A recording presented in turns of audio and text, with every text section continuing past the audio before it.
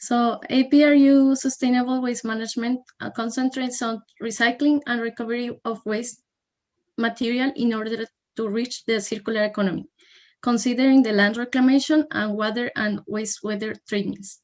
APRU Sustainable Waste Management Program is directed by Professor John-Sik Oak, who is also chairing this event.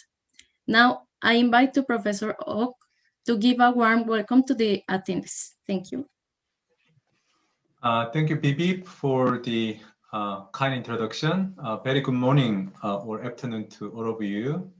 So it is a glorious moment to extend my warm wish on behalf of the APRU Sustainable Waste Management Program, especially during this COVID-19 pandemic. So I want to convey my heartfelt gratitude to APRU for allowing me to deliver welcome address in this perfect virtual platform, which is the third virtual winter school. So as we know, unsustainable waste management, such as plastic pollution, is a pressing environmental and public health problem. So therefore, there is a growing concern on how to mitigate pollution and achieve sustainable plastic management or achieve sustainable development goal. So during this winter school, waste management, the fate, transport, and effect of waste in the environment and public policy has been discussed.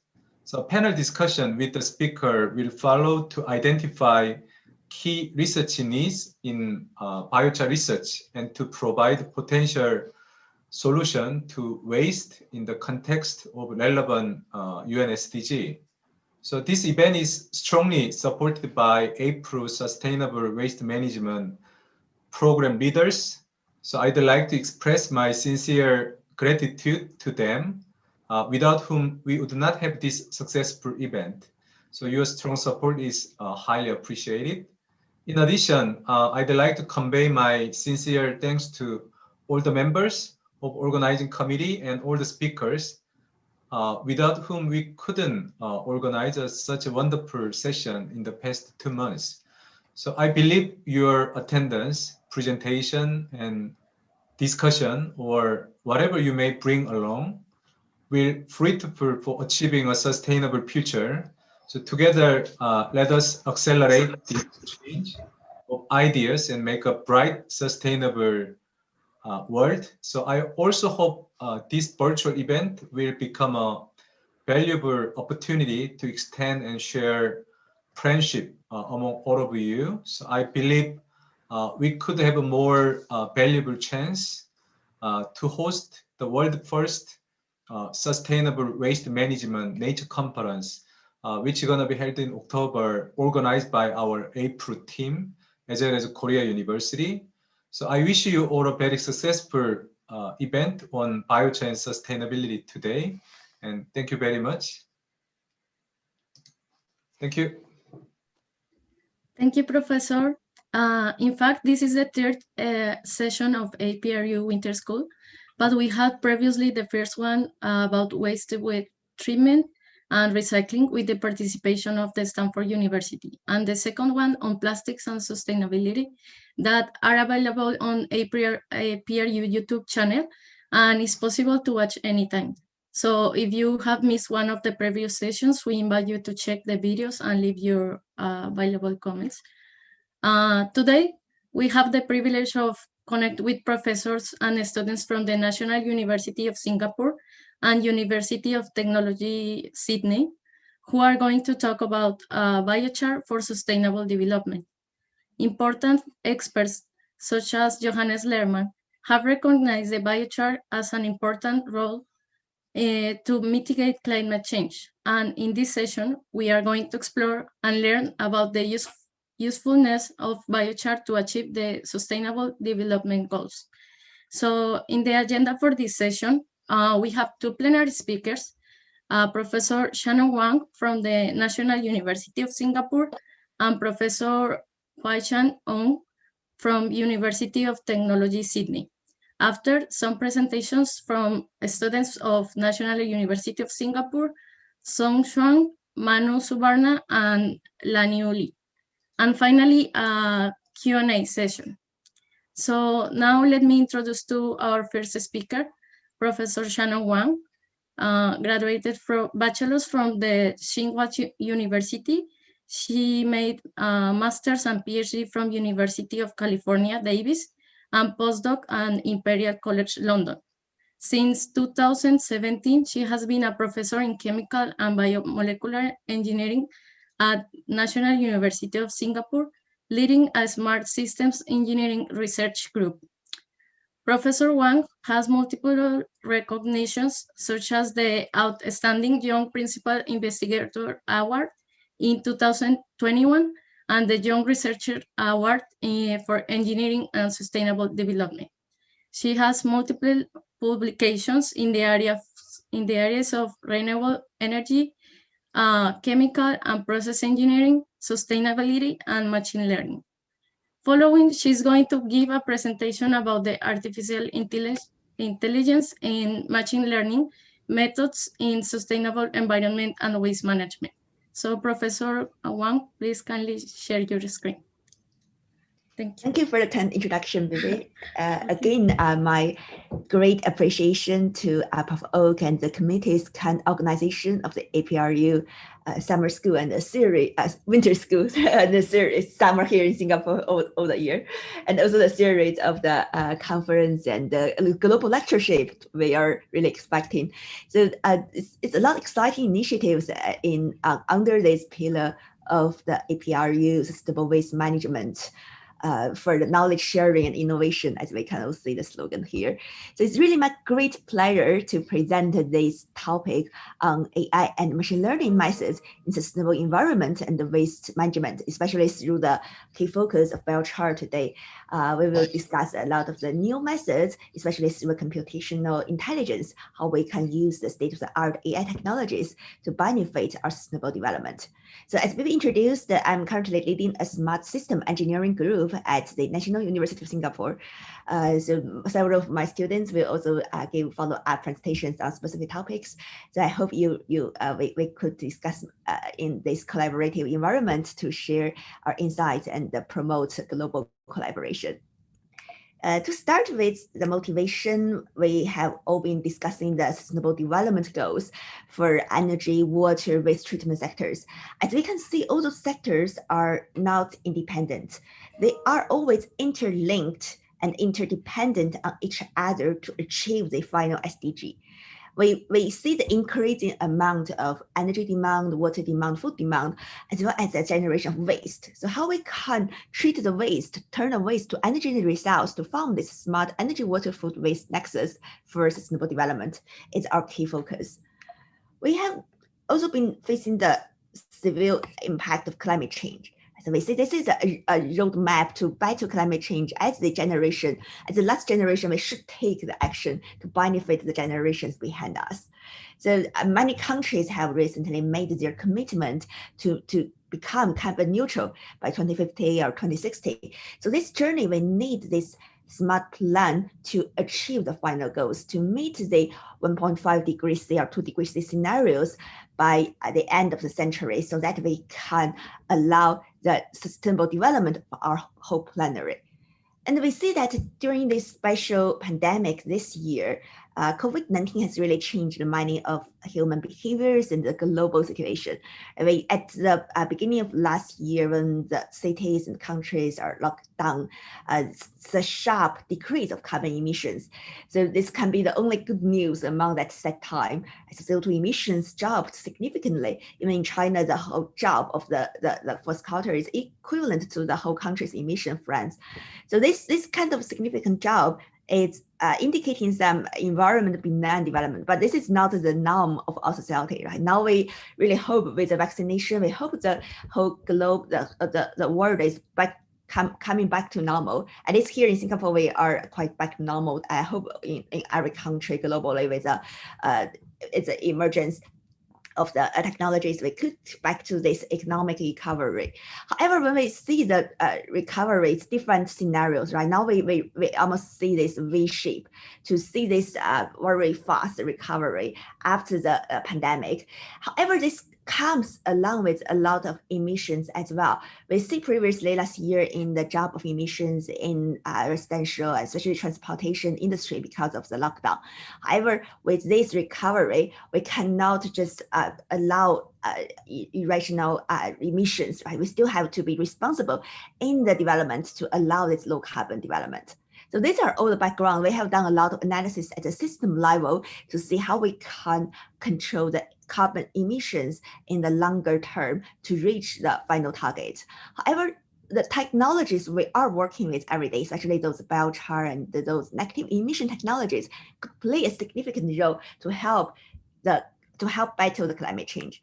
So this is exactly why we need to use this multi-scale smart system engineering techniques we are developing in our group to start from different spatial and temporal scale, like from this atom level, molecule level, towards the process plant, even go globally to the city level and global collaboration to finally deal with the climate change. This is our approach to take different spatial temporal strategies to analyze the system.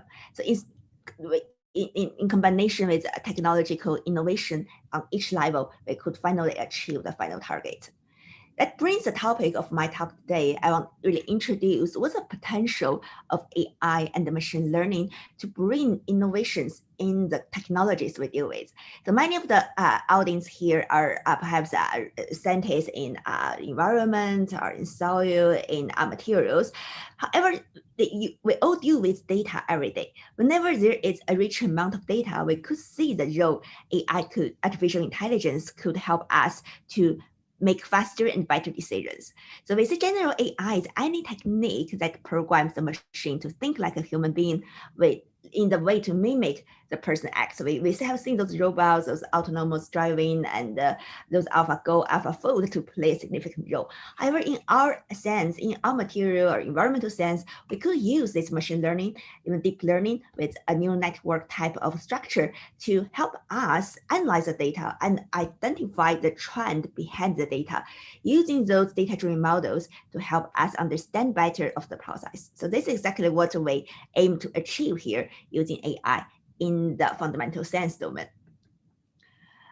Moreover, we could have more engineering approach guided by the data science. So here in Singapore, we have many programs like the accelerated materials development using the AI technologies or the AI for low carbon development. We have done the analysis with the rationale, artificial intelligence and the intelligent cyber physical system incorporated into the energy system through digital technologies such as big data, machine learning, and Internet of Things.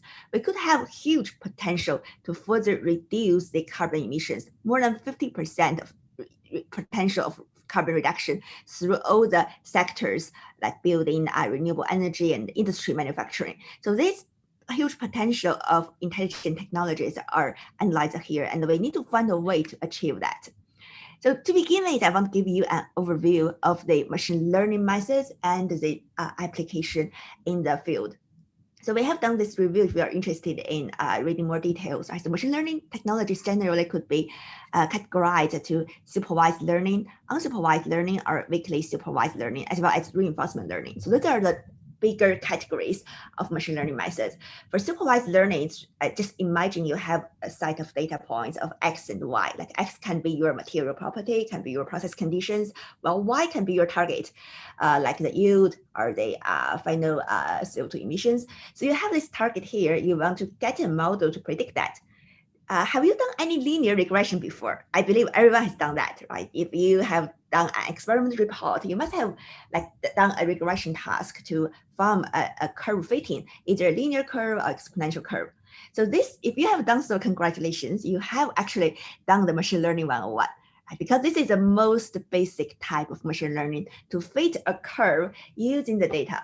So you do not really rely on any principles from physics or chemistry. You just use this data to fit this line. This is a supervised learning. We could have more explicit formats, but the linear curve fitting is the most fundamental type. If you have done this linear regression, then you can say you have at least tried machine learning. But there's huge potential here. When the data amount accumulates, we could use more explicit models to dig into that to identify the key findings. And a second category is unsupervised learning, which means you have kind of a series of data points. You don't know those labels, which means you don't know your target. You just have this cute data set here.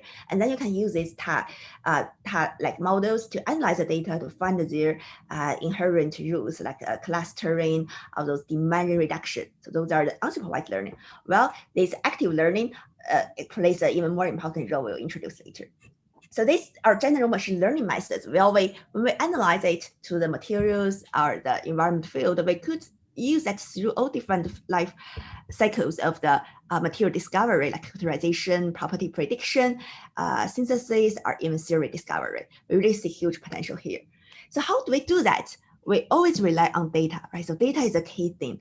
With available data, we can develop a lot of insights based on data. However, if we don't have this data set, or if the raw data set was not of value, we cannot do anything with that. It's trash in, trash out, even if the model is very complex. So with this, we could use experimental data or simulation data or literature data set to combine intrinsic information, extrinsic conditions, and through certain feature processing technologies, we can find the input to the model. Then here, this part, you can just imagine this is the linear curve fitting or something, but this different type of model could give you more complex or more explicit findings. We can use this different type of neural network model or as a kind of tree structure-based model to predict the output of these Ys. So this is a very basic structure of the machine learning. Well, we could also combine the supervised learning with unsupervised learning for the clustering, for the demand reduction, or even the other tasks, right? So we can do regression like the curve fitting, or we can do classification to classify data points to success or failure to different categories. So these are the overall framework how we could use machine learning techniques in the material discovery. When we expand the horizon to manufacturing environment, we can see in the environment management in the real world manufacturing, there are extensive amount of data from the natural environment monitoring, from the process conditions. So these plants nowadays face this digital transition towards Industry 4.0. We also get this rich data set from the data management system, and we can visualize them and do the model training to build up the digital twin and further to provide a lot of functions, right? So there's a lot of potential using the AI technologies for sustainable environment management. I want to give you several examples of what we have done for the AI tools in the environment management, starting from a water management system. So if we want to treat use water treatment based on the membrane system, we did a quick analysis for the membrane properties and the nanoparticle properties, how we can combine those properties together to get the best performance for wastewater treatment. So in this case, we collect all the literature experimental data and then train a basic model. So the important step is to find the important features that contribute to the final target. Then machine learning application could help us to understand and further optimize these nano composite membranes, this case for reverse osmosis. So after we build these models, we can then further analyze the key features for what are the important features from the model suggested insights. Right? Is this properties for the membrane and properties for nanoparticles? And more importantly, what's their influence on the final output? Because these are highly demanded data. We want to know the interdependence of these figures. So through this machine learning model, indicated rules, we could then find their correlations of different input and output. So in this way, we can get rational design. So this is a case study for a water system. When we extend water to more related to waste system, we also use the biochar as a core part to study the series of applications. In this study, we want to analyze how biochar could be used for the water treatment. If we can analyze the how biochar can be used to absorb the heavy metals in the wastewater using machine learning models. So again, we need to collect the data first, right? So in this case, because that's rich literatures published by our colleagues in this community, we can start with the literature data to collect all the data set, and then use this, build a proper model. It can be a series of models built, but then we select the best performing one and then analyze the feature contributions. And furthermore, we also want to study how we can get the best biochar from different feedstock, the biomass, through the pyrolysis conditions, how we can design this. So my student Li Jie, who is also in the audience here, has done his PhD thesis on a series of studies to get the best biochar of certain usage. So we want to study the whole conversion process, right? So the feedstock could also be waste mass, because they, like in collaboration with Prof. Oak and Dr. Yuan's group, we also studied how we can turn those emerging waste, like the waste masks, towards the final effective energy and the results. Whenever we got this process, we could build up our data set with a feedstock, with the conditions, and then train the model using the machine learning data-driven approach. And then post-analysis, we could analyze the feature importance to understand what's the most important factors impacting the final target. In this way, this model could help us to design the best experiment to achieve our goal. And similarly, we could study those multi-objective prediction. Instead of just predict the yield, we could have several targets in mind with yield, energy performance, and all the related targets we want to optimize. So with this model constructed first, we can then build up the optimization model to see if we can achieve this multi-objective optimization. By tuning the feedstock and process conditions, we can realize a final target. So this is a series of work we have trained the model very well and give the good prediction. So machine learning has shown its initial potential in this kind of straightforward applications. Moreover, I want to briefly introduce, because Lan Yu later on, my student Lan Yu is going to present her work on the biochar application in kind of a global environment system, how we can use the negative emission potential of biochar to achieve the climate, to battle the climate change and lower the carbon emissions. Also through these data-driven models and the multi-objective stochastic optimization. So we have done a lot of comparisons. I will skip this part as Lan will introduce in more details. And in the end, we could incorporate those tools in a global knowledge system to deliver those kind of interface. We have delivered a lot of this software and user interface as open source work graphic user interface. So you can also approach us to use our developed software here based on the machine learning models.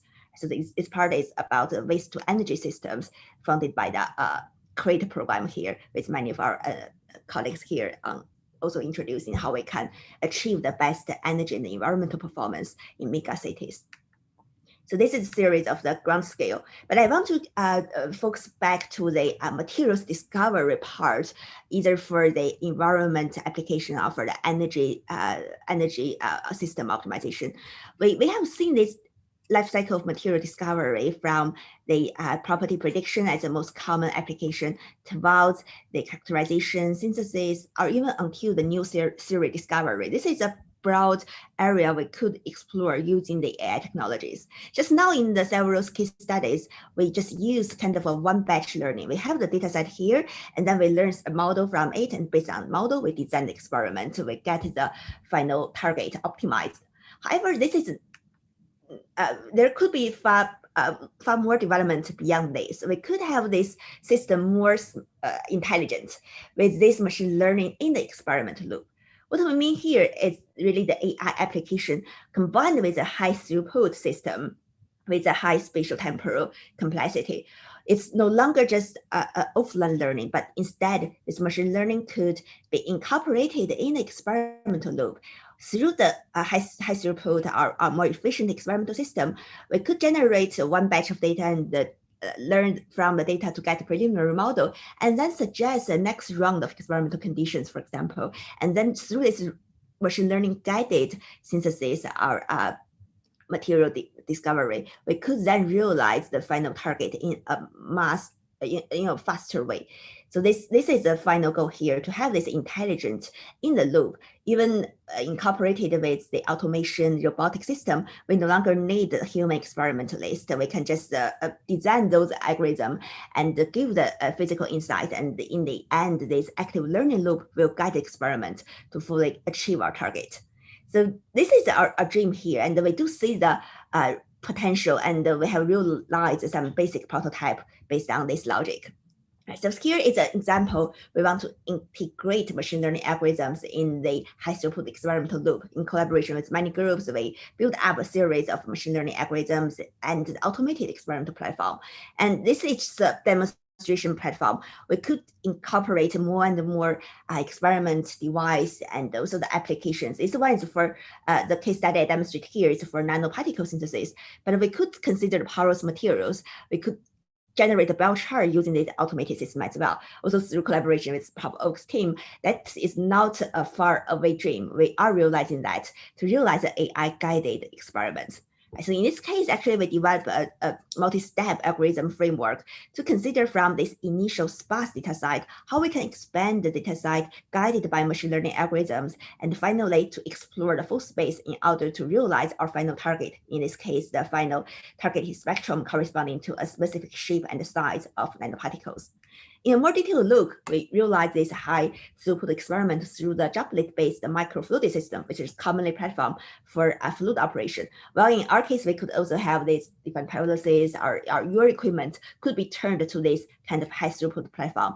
And then we normally face very high dimensional data for the different reactants, different feedstock, and process conditions, right? So machine learning has an advantage to handle those high dimensional data to turn them into the input features as well as a final target, right? So they need to quantify the target.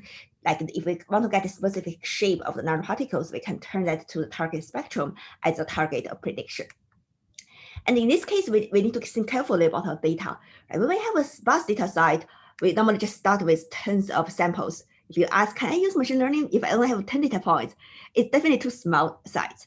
But we could start with that to get some basic insights. So Bayesian optimization is started first to get the simple integration but efficient optimization to start with. And then we kind of expand the data set after rounds of experiments. And this model will suggest what's the feature space to explore further.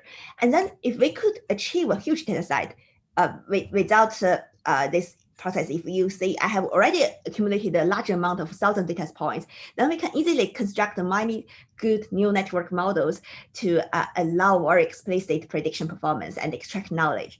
Right? But here, if we do not have this kind of ideal situation, then we need to have this iterative combination to get efficient optimization and interpretability, combining these different algorithms. This is motivates us to develop a lot of suitable algorithms to recommend the active learning loop through the combination. For example, in this case, a Bayesian optimization and deep neural network combined together could guide us to explore a full space. So in this case, if you see the chain involvement of the search, right? We through in total 8 rounds of experiments. Each round we have more than 20 conditions. We could explore the full high dimension space over the different compositions and get the final targets closer to the targeted spectrum in the end to achieve the desired shape of the nanoparticles. It gives us really good performance from random guess towards the rational design in the end of the closed loop learning. So this shows a very good practice, and in the end we can draw the map. We say we're really learning something, right? These colors are the spectrum learned from the nanoparticles. We really are exploring the space, and then in the end we got a full understanding of the space. If you have a color in mind, you can easily find the compositions, the recipes to get this color. So this gives us a final guided exploration of the experimental design, and efficiently, very fast, we can reach the final target. Meanwhile, this is interpretable. We could get into the machine learning model to understand how it finds the desired target. So this shows a good example of how machine learning could guide us in the exploration of material property to find the final way. So my team is working towards this direction, even for biochar application, for other energy conversion process like Li and the Manu, who will give the presentation later. We worked hard to find different data sets and explore the potential of machine learning to find the machine learning based optimization, like for example, to identify the catalysis or to identify the bias conditions, either using this one batch learning or use these iterative active learning approaches. So we really see a lot of potential here. So with this case study presented, I will give a quick summary and perspective. Right? So we have seen this involvement of production from a century ago, it's pure manual. But nowadays, when we consider how a Tesla car is made, it's already the full automated assembly line. However, in our experiments, we are facing that kind of transition to have more and more automation, and they are data-driven discovery in our next generation lab. We can use the automation through the sample preparation, synthesis, characterization, all the different approaches. We have done a lot of practice in to streamline the next generation laboratory, and then use the automation robotics to enhance its performance, speed up the experiments, and also give us the insights to understand the complex manifolds. With this, we can see, although we are still at this early stage, right? We still face this lack of data, this lack of standard algorithm flow and the fully understandable models.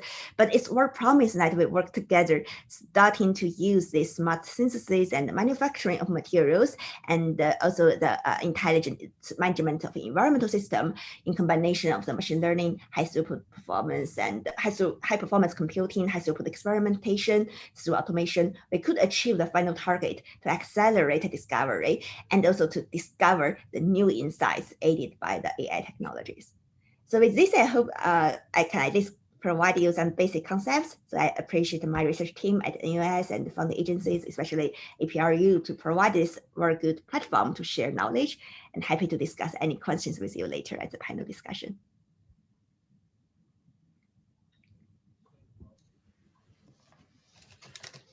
Thank you for the interesting presentation, Professor Wang. I would like to ask, are there any questions from the audience?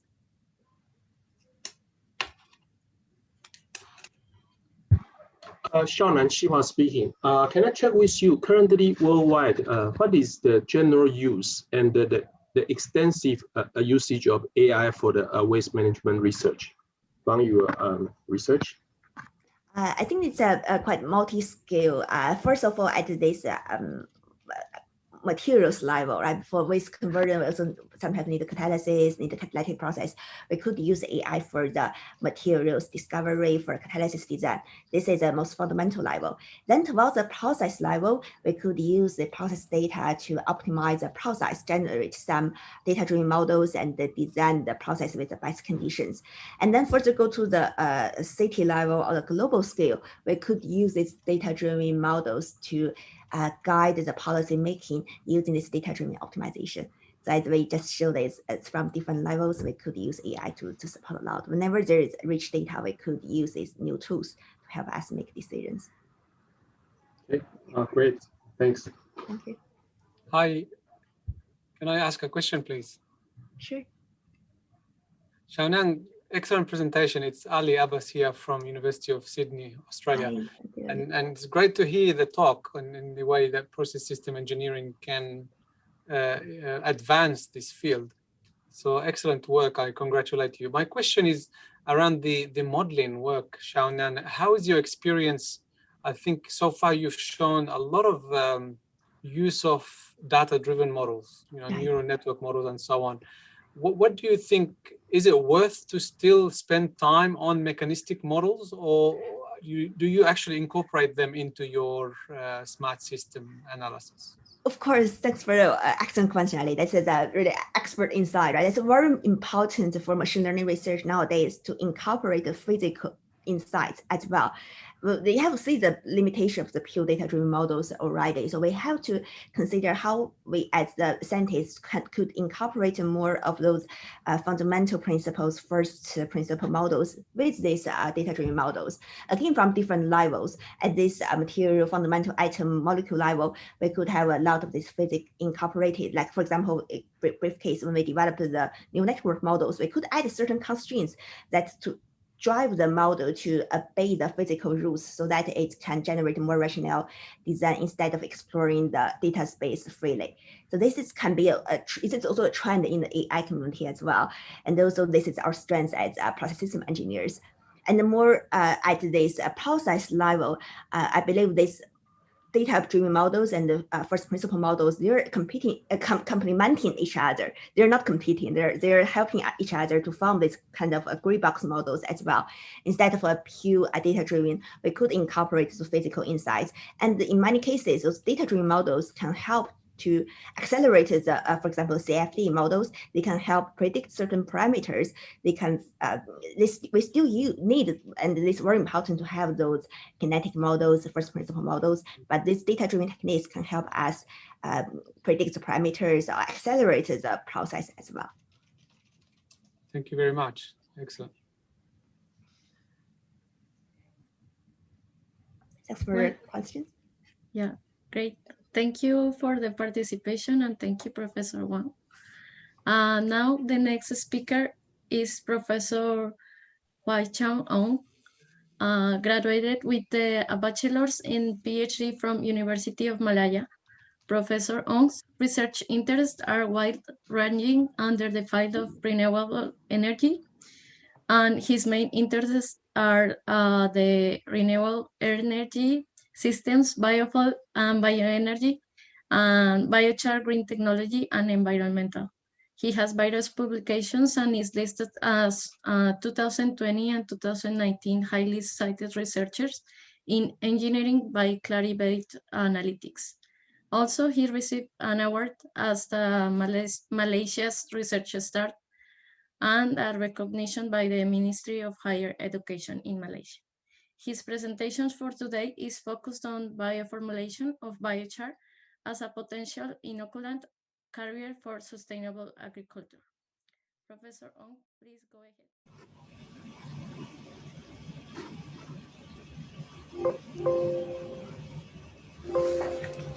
Yeah. So a very good afternoon to all of you. So first of all, I would like to thank the APRU to invite me to share my research experience.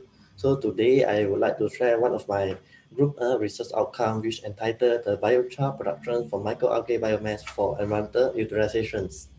So without any further ado, I will start my sharing. So as instructions, the fast growing of the worldwide population and rapid development of the emerging economy lead to the high global energy consumptions and demands. So the current energy consumption is highly dependent on the fossil fuels, which will lead to the associated environmental pollution, greenhouse gas effect, as well as the climate change. So this will create the awareness and attention for all of us to develop an alternative renewable sources which are both more economic and environmental friendly. So in this study, we are utilizing the microalgae biomass for the biochar conversions. The microalgae has been known as one of the promising sustainable energy feedstock for their growth can be effectively reduce the greenhouse gas and emissions because they are simply can be grow or cultivate by using the sunlight and also the carbon sources at a controlled temperature and pH. So the microalgae has a very relatively short harvesting cycle compared to other feedstock. And the microalgae is totally renewable feedstock for the biofuel production with no any competition or compete with the food and agricultural materials. So in this study, we are converting the microalgae using the various thermal conversion methods. So all type of the biofuel can be produced. For example, the biofuel from the solid form, which is biochar, from the liquid form, which bio-oil and biogas can be generated from the microalgae using the several conversion methods, such as the direct combustions, the chemicals conversion, the biochemical conversion, as well as the thermochemical conversion. So all the value-added products, such as the bio-oil, biogas, as well as the biochar can be produced simultaneously from the microalgae through the various methods. So in this study, I would like to introduce the pyrolysis, which is the torrefaction process. So what is the main difference between the traditional pyrolysis and also the wet torrefaction process? For the wet torrefaction, we also known as the hydrothermal torrefaction or hydrothermal carbonization, which using the relatively low reacting temperature, which around 150 to normally is around 150 to 250 degrees C, which we are using just the water or the steam as the control pressure. The product can be produced the higher percentage of the biochar in relatively short reaction time. So this is the more recent development of the environmental friendly and cost-effective method, which can attract the method to convert the wet biomass without any drying process. So it's a very cost-effective process. So the biochar is one of the main product from the wet torrefaction. So the biochar is one of the carbon-rich product from the biomass under the limited oxygen supply at a relative low temperature.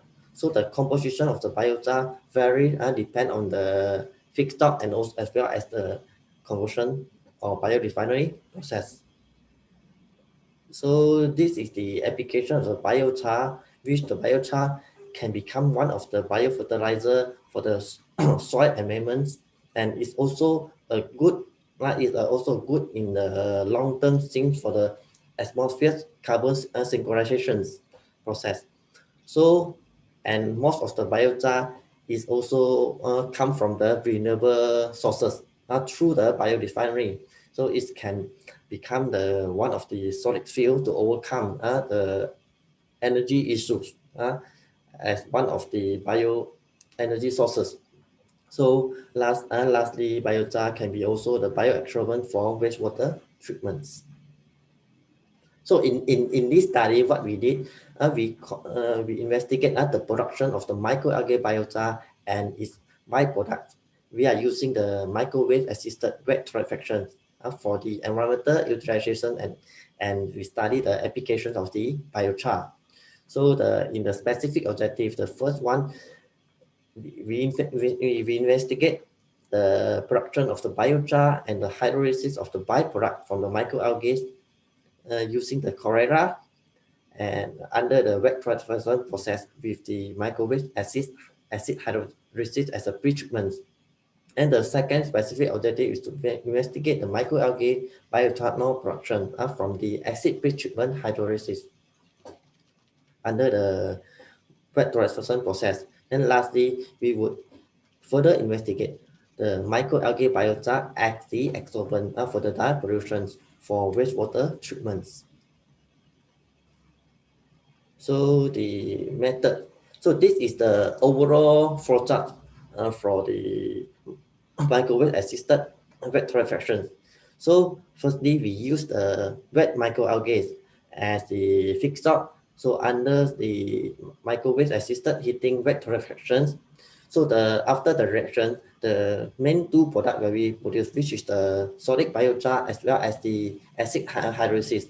So after that, the solid biochar, we are further analyze the proximate analysis, the ultimate analysis, the HHV, TGA, and etc. in order to investigate what is the main applications. While the liquid analysis, we also will further analyze the total reducing sugar, which are potential to further fermentation to become the bioethanol sources.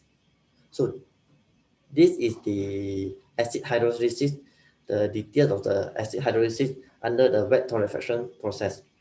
So in this study, we are using the two species of the chlorella microalgae, which is the chlorella ESP31 and the chlorella SPGD. So this is the best production. We are using the 20 grams of the microalgae biomass with the 100 ml of the sulfuric acid under the below operating condition, which the temperature we control around 160 to 170 degrees C with the holding time just 5 to 10 minutes. So after that, the liquid hydrolysis product, we will further fermentation for the bioethanol productions. So this is the condition for the bioethanol production. So each flash will be filled with the 50 ml of the microalgae high-resist solutions. We mix together with the fermentation nutrients as well as the follows parameters. So the fermentation condition we control at the 29 degrees C at the dark conditions.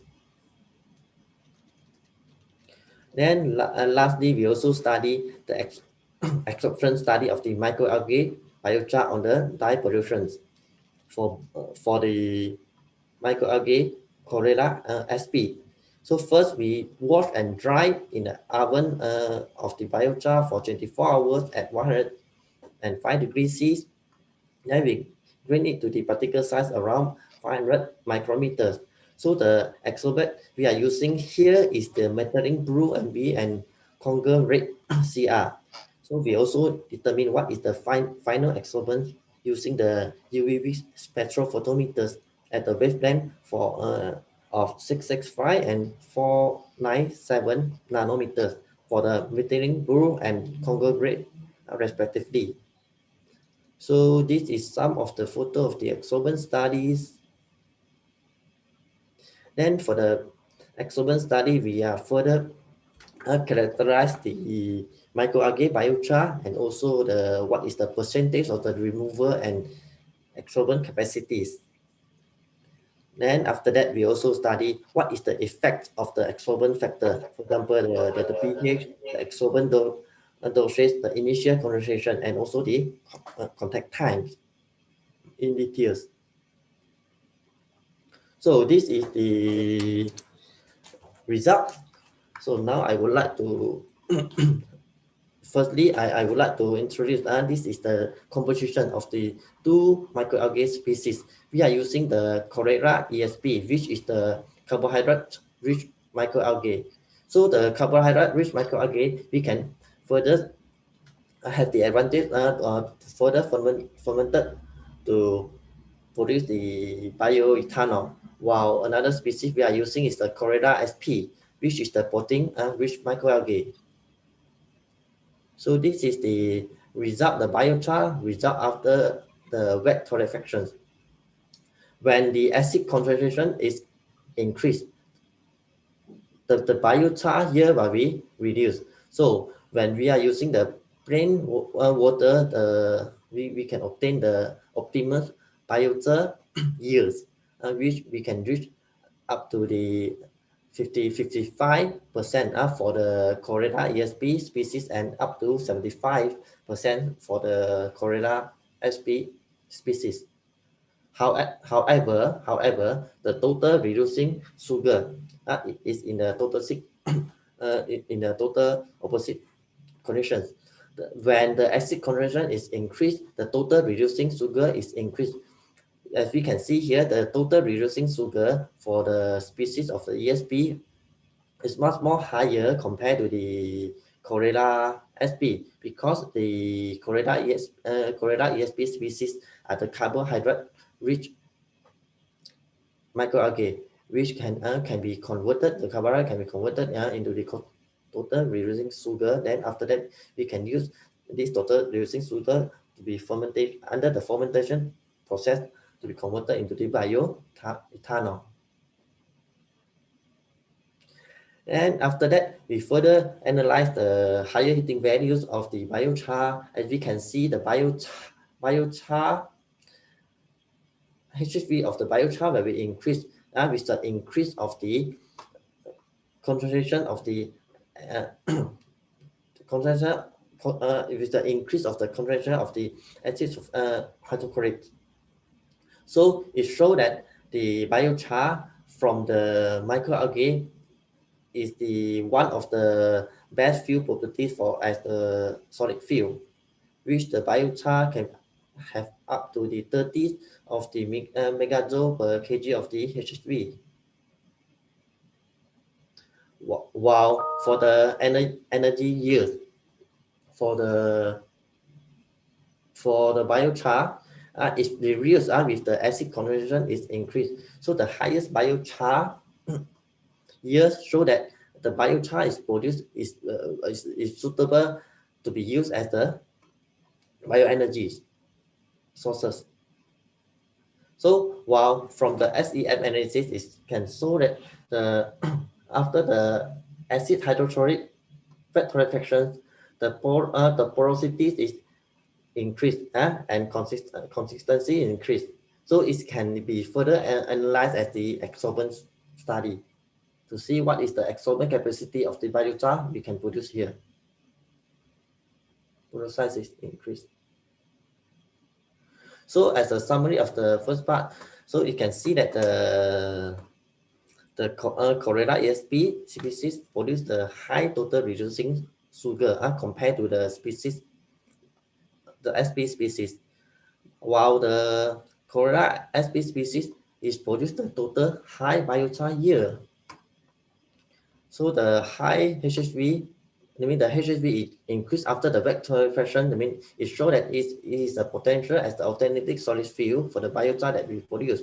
Then the porosity structure, which means it can applicable for the further adsorbent study. So the second part is we are using the acid hydrolysis that we produce for the further bioethanol productions. So as you can see here, the higher reducing sugar content for the further bioethanol fermentation is due to the high initial carbohydrate composition, because as I mentioned earlier, the ESP have the high carbohydrate composition. The total reducing sugar can be up to the 80 to 90 grams per liters. So it's very suitable to be converted into the bioethanol. So however, the 5-HHM that we produce as a byproduct together with the total reducing sugar, the 5-HHM is the acidity for the yeast. So it will reduce the bioethanol productions. However, the high severity of the acid hydrolysis will lead to the greater of the degradation of the reducing sugar into formation of the 5-HM. So from this figure, we can show that the total fermentation sugar is nearly zero for the high acid concentration, because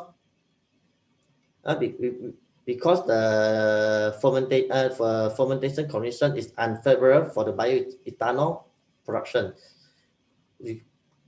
At the higher acid concentrations, the 5-HM will be produced. Then this is over the maximum tolerance of the yeast. So that's why there are no any bioethanol conversion at the high acid concentrations. So the maximum, the optimal, the ethanol yields that you can obtain here is 7.6%. So this is also one of the alternative cost-effective and low-energy technology for the further productions of the bioethanol, because this one is just the byproduct from the wet torrefactions. So the third part of the study, we have further studied the absorption of the biochar on the pollutants.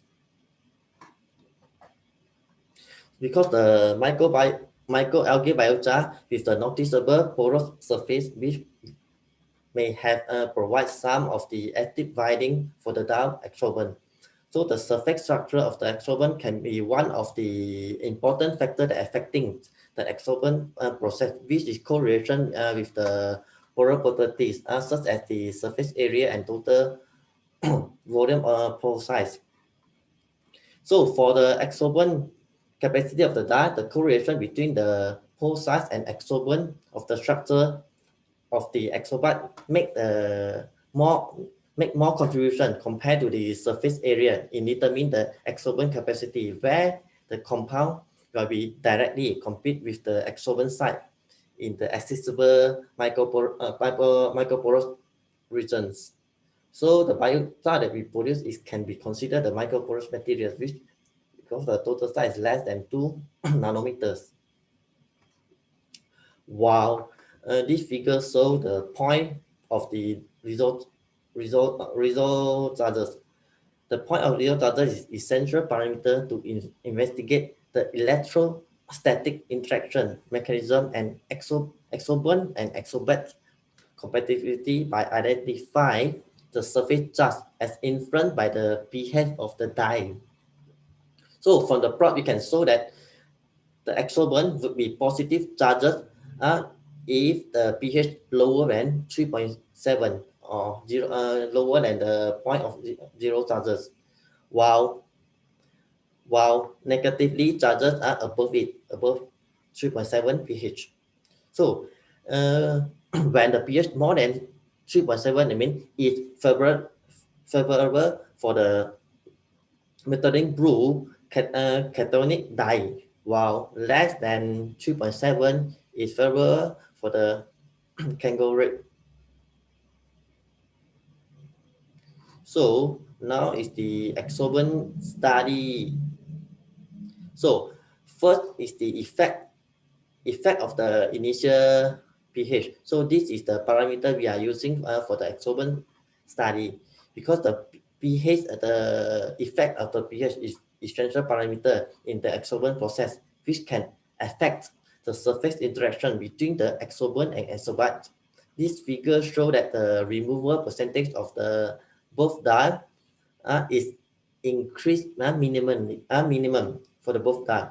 So while the control of the methylene blue show no any influence from the 2 to 8 pH, while for the Congo grid, the pH range from the 2 to 4 have the great influence on the absorption process, since the Congo grid have the pH sensitive dye, and the exposure of the hydraulic chloride will cause the color change from the red color to blue color to become the lower pH. Thus, it's more suitable to control the pH range at 6 to 8 pH for the Congo rate. So with the natural pH for both dye solution fall between the preferable exorbent range. So the operation of the both dye exorbent process at their natural pH condition will be optimum without any further treatments. So the next effect is the exorbent dosage. So the number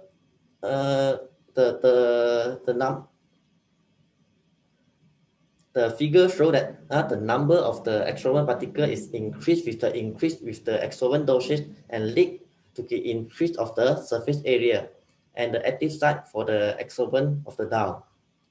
So therefore, by considering the both of the remover and also the exorbent capacity, so the optimum, the biochar exorbent dosage is 1, which at the total removal percentage of the actified optimum for the methylene blue, while the total exorbent dosage is optimal at 2 grams per liter with the percentage removal of 95.6%.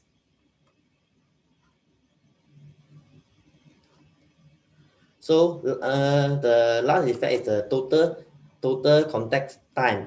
So to study the effect of the contact time and determine the equivalent time for the maximum dye absorbent by the biochar, the removal percentage for both dye at the different initial concentration over the time was studied, and so in these figures. The removal percentage for the both dye is increased with the increase of the contact time until it reached the equivalent when the solvent site was fully occupied. So the removal of the methylene blue at the initial concentration of the 5 to 100 ppm reached an equivalent at the contact time around 120 hours here. And for the Congo rate, the removal percentage reached the equivalent after the 4 hours. So as comparison, the time need for the equivalent absorbent for the microalgae biochar for the Congo rate relatively short compared to the methylene blue. This provides the critical insight for the equivalent time study required for both dyes that could be applied for the kinetic modeling study in the future. So the summary of this section is the microalgae biochar is the microporous adsorbent, which the whole diameter is around 0.6 nanometers, and the optimum adsorbent for both dye is at the natural pH. So that means we are no need any chemical treatment for the adsorption process. So the optimum adsorbent dosage is 1 gram per liter for the methylene blue and 2 gram per liter for the conglomerate, with the equivalent time 120 hours and 4 hours respectively for the methylene blue and the conglomerate. So the maximum adsorbent capacity is around 103 milligram per gram for the methylene blue and 164 milligram for the conglomerate. So as a conclusion, the co-production of the microalgae biochar and the sugar discovery for the further bioethanol production using the microwave acid wet fractions. Then the utilization of the microalgae hydrolysis after the wet fraction are able to produce the bioethanol as one of the microalgae biorefinery approved. Then finally, it's also proven that the microalgae biochar is the potential bioabsorbent for the dye wastewater treatment. So I think that's all for my sharing. Thank you for your attention. Hi, Professor. Thanks for giving an excellent presentation. And I have two questions. Firstly, as you given in your slide 4.4,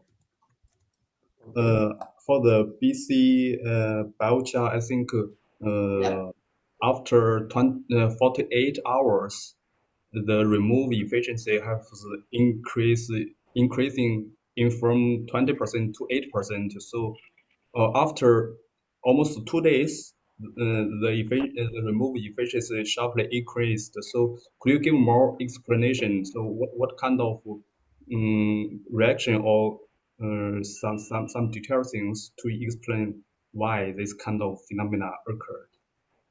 No. This one is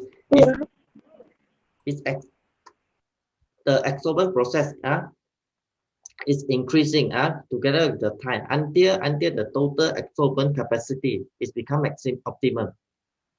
Then after that it's become the optimum condition at the 120 hours and 4 hours for the methylene blue and also the conglomerate. So that means it's already reached the maximum capacity that can be taken for the biochar that we produce. Okay, and one more question. You mentioned the biochar is microporous materials. Microporous, yeah, because of the. But I see the BT surface area and the total pore volume is relatively low.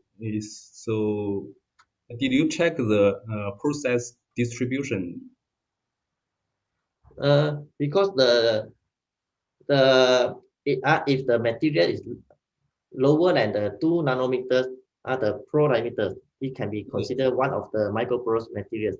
So then the total, the average pro diameter is 0.6 and 0.6. I mean, it can be considered one of the microporous materials because the microchar that we produce with the average pore diameter is 0.6, which is lower than the 2 nanometers.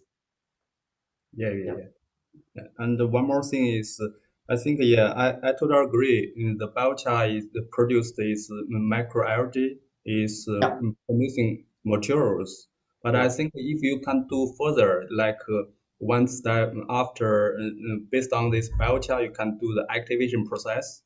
After that, the textural property can be enhanced, like the BT and process distribution.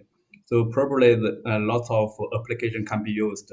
Yeah, I totally agree with that. We can further upgrade the biochar become the atypical carbon or other more high range materials. Yeah, thank you. Yeah. Thank you. Any other questions? Yes, please. Yes. Hi, I'm Shivali, research scholar at IIT Delhi. Very nice presentation, Professor Hong. Yeah. I have a few questions from you regarding what is the adsorption mechanism you will be following during the adsorption of dye with the biochar, like nature of adsorption. Is it chemisorption or physisorption or both? No. What is the adsorption? Type of adsorption during mechanism between the like adsorbent biochar and your dye. What is the main adsorbent falling behind this mechanism? Like okay. For this study, we still didn't study the mechanism because we are still doing that. So we also doing the kinetic mechanism study, but I didn't show here the kinetic. There are three kinetic mechanism models that we are using. Which is the one is the Lamute, the Temkins. All these mechanism models. Yes. Yeah. Are you getting? Yeah. Like you after also it. Yeah. And so in our study, we found that the Lamute is the best fit with our study. Okay. Yeah. Okay. Then we can say that this will be a multi-layer adsorption. Yeah. Okay. Thank you.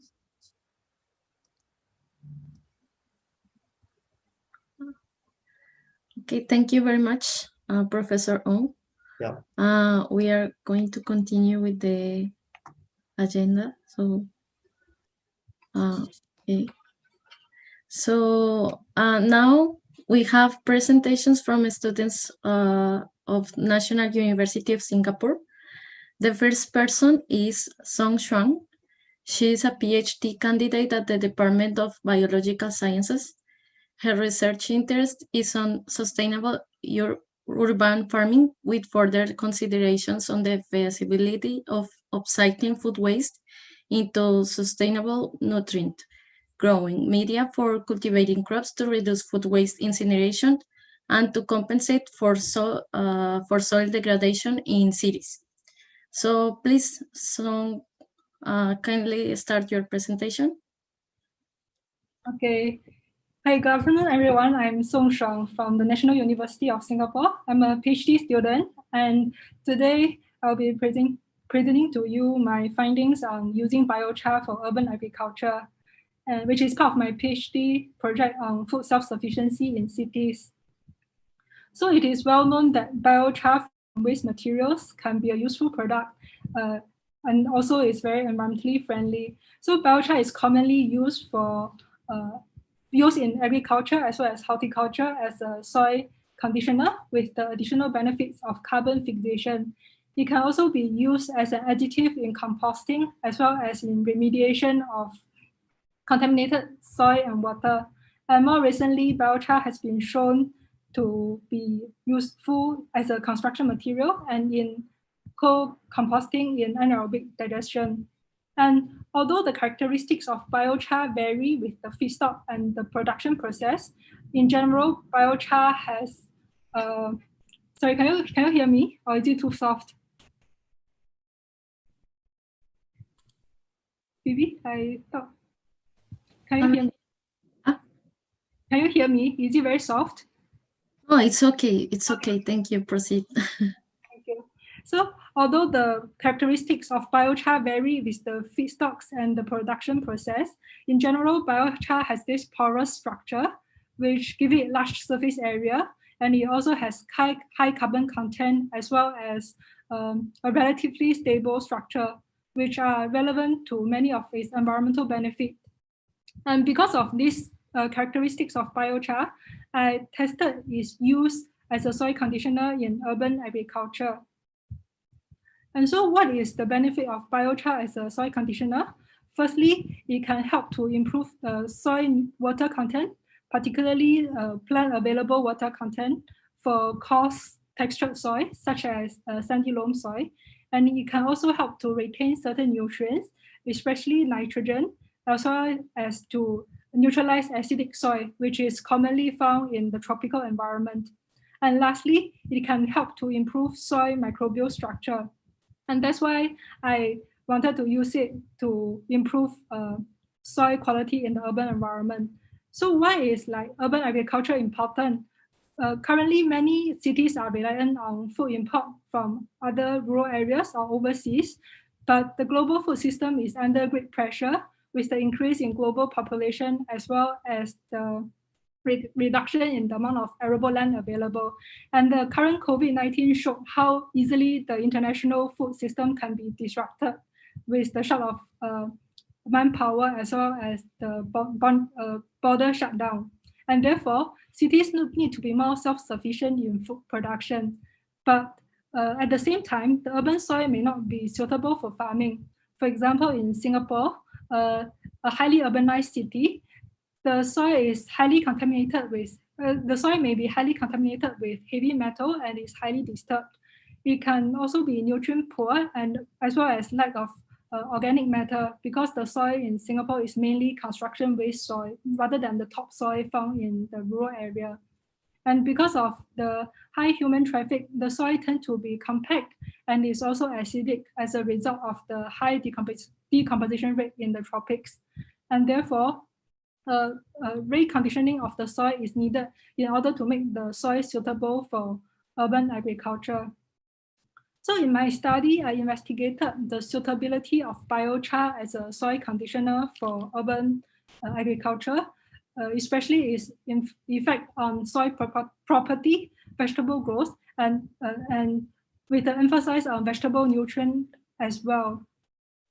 And I applied biochar in large quantity, up to 60% of the volume, because unlike the field application in the rural areas, in the city environment, the use of planter boxes as well as planter beds is very common, which require, especially on the rooftop, which require lightweight soil mix. And therefore, by using large quantities of biochar or use biochar in large percentage, we can effectively reduce the bulk density of the soil mix as well as its weight.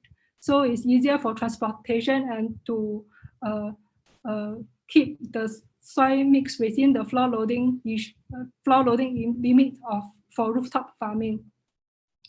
So I conducted a growth experiment using pak choy over 4 growth cycles with soil biochar mix. The soil was obtained from a local nursery in Singapore and is of sandy loam texture, while the biochar was from KD Energy, a Korean biochar company.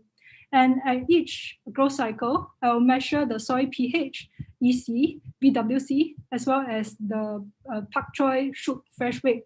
And additionally, I also conducted pak choy seed germination test and FTIR to see if biochar has potential phytotoxic effect on pak choy seed germination.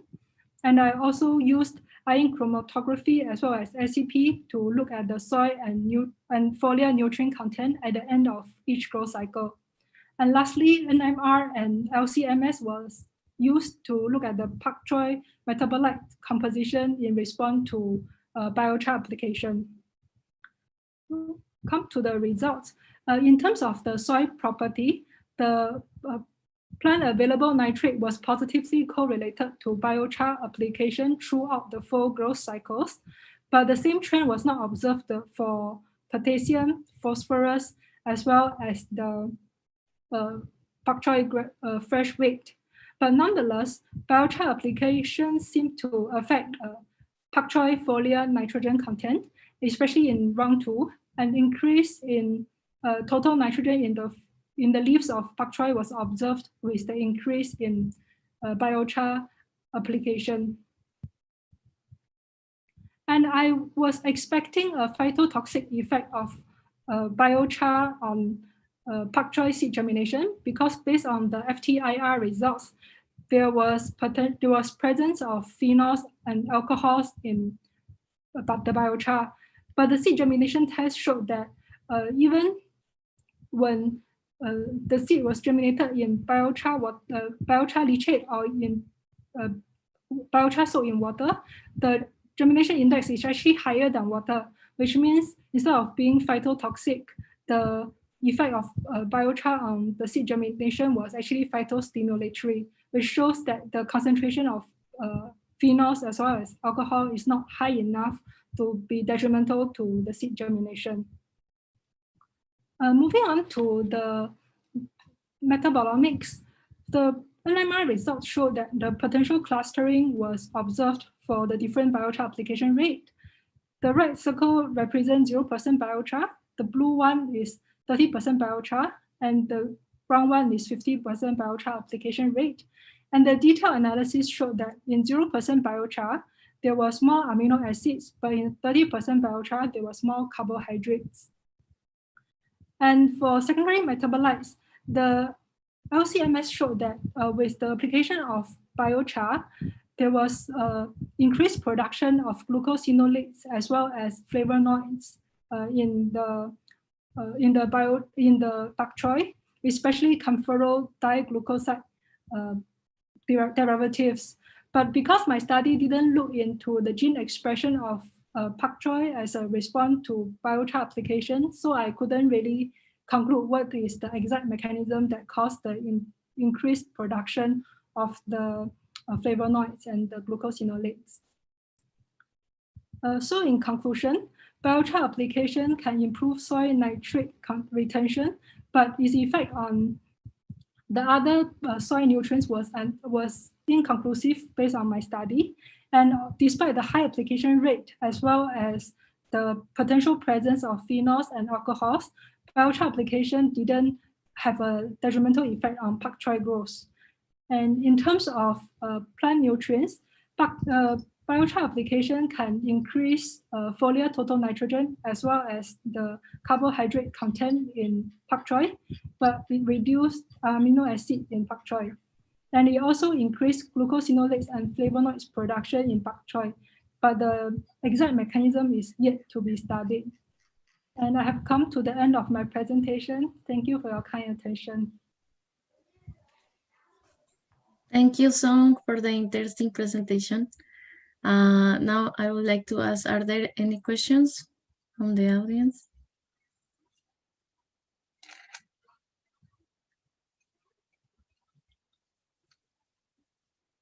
No.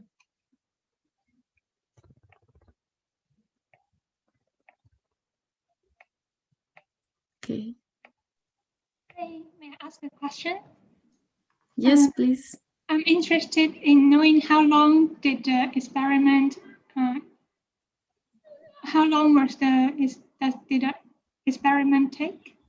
So for one growth cycle is around 1 month. So in total is around 5 months. And what is the difference between different rounds?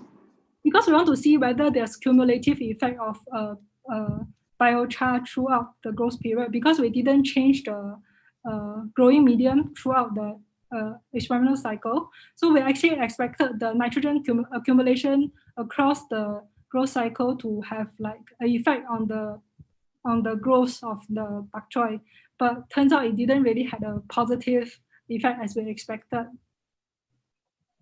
I see, thank you.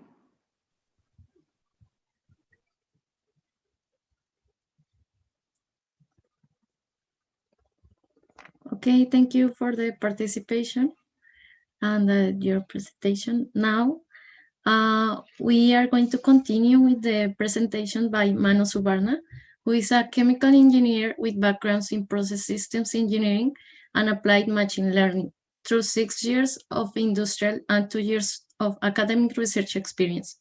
He has wide working knowledge with different kinds of software and specific models. Manu has various publications on machine learning and process modeling. Currently, he is a research associate at National University of Singapore and has made research collaborations with Korea Biochar Research Center. Manu, please kindly share your screen. Sure. Can you hear me? Yes. Okay, I'm sharing my screen, and please let me know if you can see my screen. Okay. Is that visible? Yes, perfect. Thank you. Okay, thank you. Thanks, Bibi. Thanks for the kind introduction. And hello, everybody. My name is Manu Suvarna, and currently I'm a research associate with Dr. Xiaonan Wang's group at NUS. And the topic of my presentation today is the application of machine learning for designing porous carbon as well as biochar with predetermined CO2 adsorption capacities. And before I can start my presentation, I would like to thank Prof. Oak and APRU for giving us an opportunity to present at this event, and also to Prof. Oak and team for their strong collaboration in this work, as this has been a collaborative work. Okay, so this is the outline of my presentation. I'll be just briefly going over the introduction, the motivation of our research, and the framework that we have developed in this collaborative research. We have some preliminary results, which I'll be sharing, and then I'll also be discussing about some of the future directions.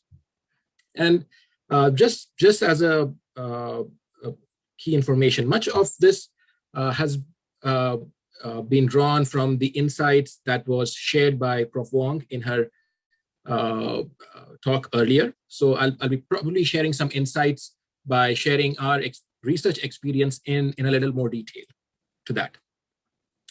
Okay, so to begin with, biochar, or for that matter, porous carbon derived from biomaterials are generally subjected to various thermochemical processes, which could be hydrothermal carbonization, could be pyrolysis, and then they're also subjected to some amount of physical and chemical activation processes.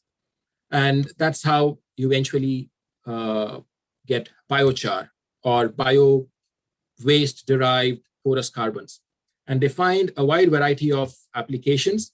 As we have seen in some of the studies, it could be used for soil remediation, could be used as fuels, it could be used as catalyst for fuels.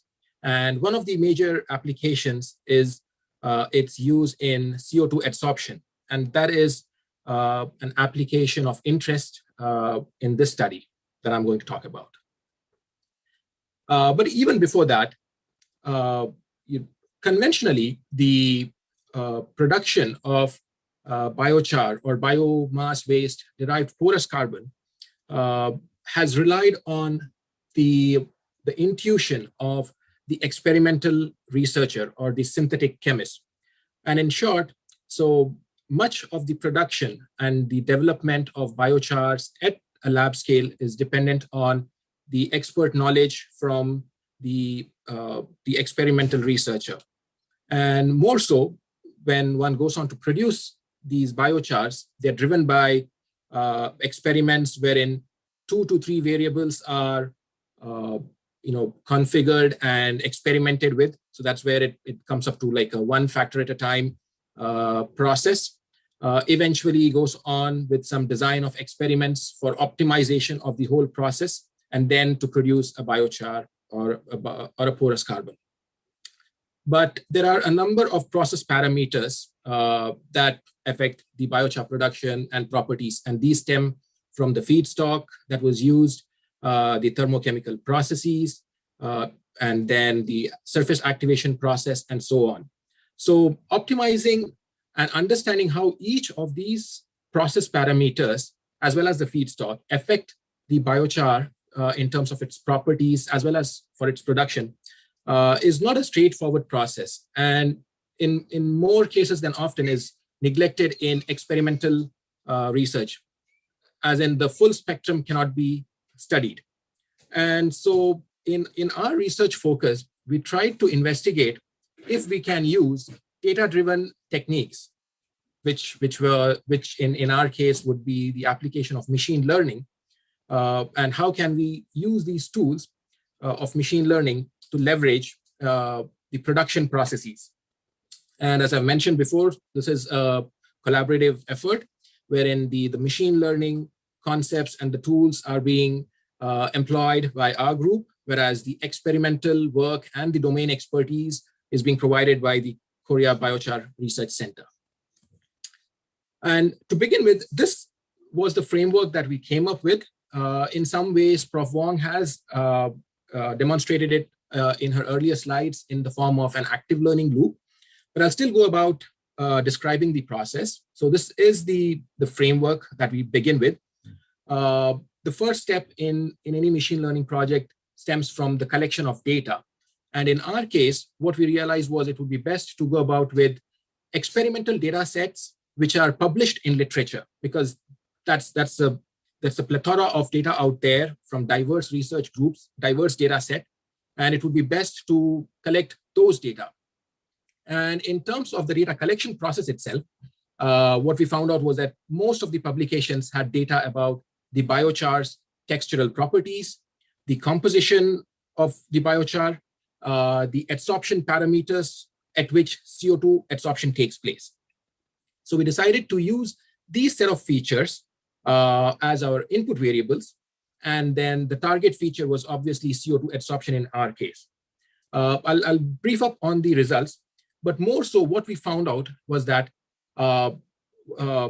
in generality, the adsorption parameters were the most influencing, but within the biochar itself, the textural properties of the biochar were more important than the composition in terms of CO2 adsorption. This was the first machine learning experimental as well as modeling work that we have conducted, and I'll be sharing some results on this in my upcoming slides.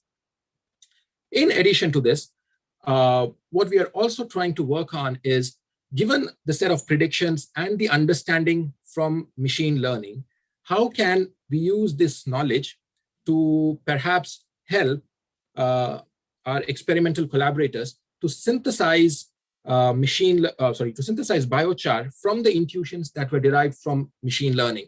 And to this aid, what we have realized is if we can tweak the textural properties of the biochar during the production phase itself, then that can help expedite the experimental efforts, help to perform larger more number of experiments in shorter duration of time as compared to the conventional one factor at a time method that I've shown in my earlier slide. And so in all reality, what we're really trying to showcase is that by leveraging the insights from machine learning, if we can help the expedited synthesis of biochar with, in our case, the application being CO2 adsorption. So this is the overall loop that we are working on. And to most of it, we have completed the first part as well as the second part to half of the milestones. But I'll be just sharing the next slides, which would encompass the results from this portion. That is predicting the CO2 adsorption based on a set of input features from literature-driven data set of biochars. So this was the pipeline that we followed. Once again, the collection of data was the most important step. So we collected about 527 data points from approximately 50 odd papers published in the last 10 years. So this formed the core of our data.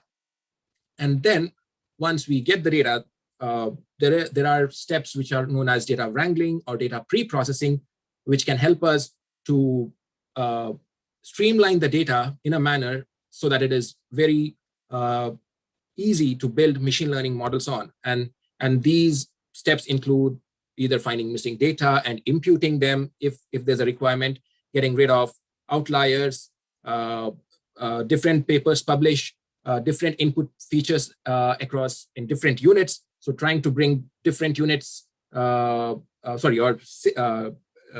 different, what is that? It's basically bringing in unit consistency. For example, if pressure is mentioned in bars and atmospheres and so on, just making all the units consistent, probably to bar. That's the meaning out here. Finding correlation among variables, and then eventually splitting the data into training and test, which I'll showcase in my next slide.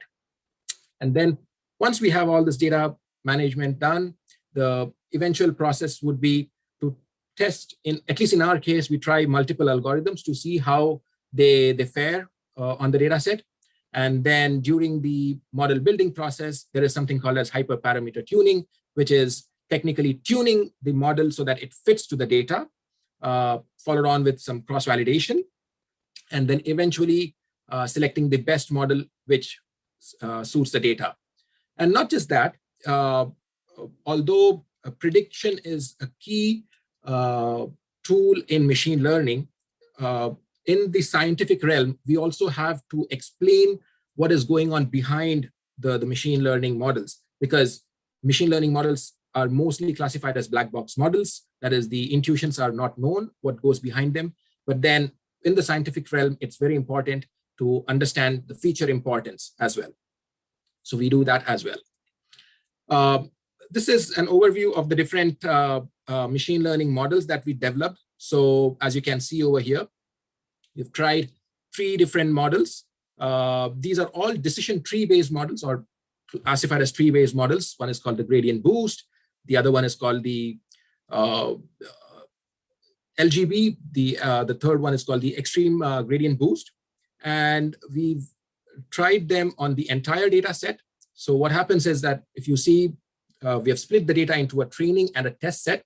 The training data is for the model to learn the data, whereas the test is for the model to predict and to showcase its prediction accuracy. And a comparative evaluation of these 3 models proved us that the GBT model was the best performing, both in terms of training. As you can see, it's close to 0.98, whereas the LGB and the XGB are around 0.92, 0.96, whereas the test is close to 0.84 in the GBT as compared to a 0.78 and a 0.83 in the XGB. We also evaluated RMSE. The goal is to have a high test R-square and a low RMSE. And so conclusively, what we realized was that the gradient boost decision trees was the best performing algorithm in our case, and kind of gave us a good accuracy. And so so as I mentioned, in the scientific realm, it's important to understand what's happening within the machine learning model, and how the various input features that are used affect the prediction abilities. Now, in our data set, as I mentioned previously, which comprise of 527 odd points, we had even split the data into, this is the total set of data points. And then we split the data set into regular porous carbon. And we also split the data into heteroatom porous carbons. That's the split of the data is shown over here.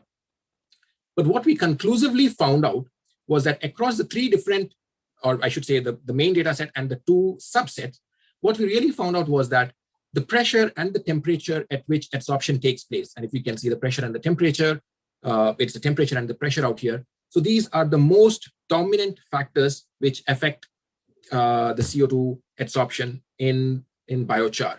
And this is closely followed by the textural properties, which could be the surface area and the total pore volume, which pretty much is consistent out here in all the 3 data sets. And so what we did eventually was we combined and took an average of how each and every parameter affects the CO2 adsorption.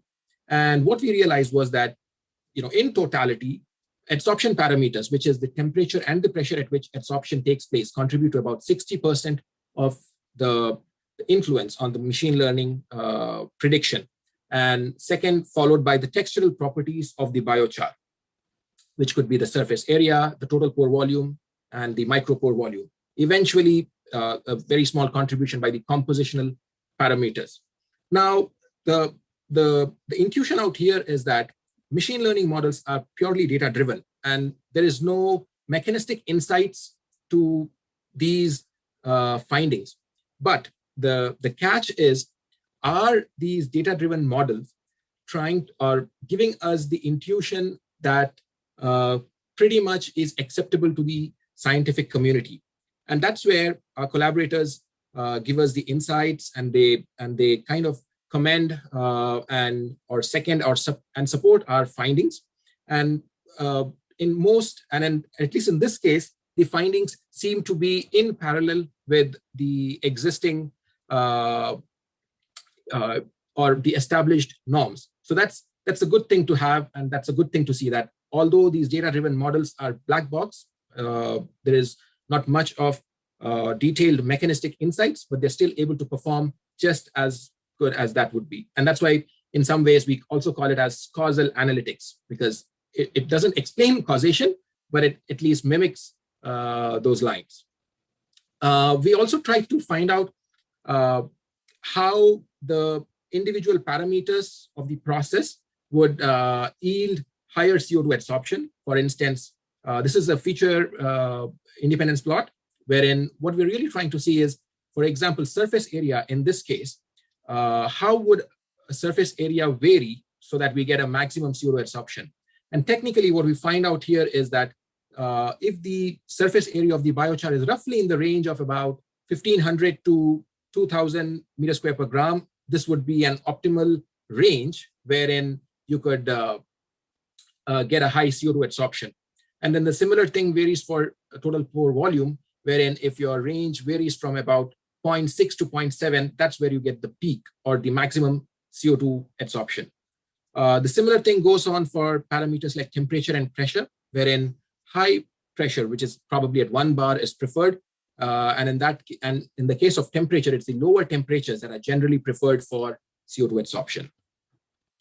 With that in goal, now these efforts were building the first machine learning models and trying to gain insights on how things work at the back end, and sharing the knowledge with the experimental group and getting insights from them, and at least to make sense or to make sure that things are in alignment with the understanding.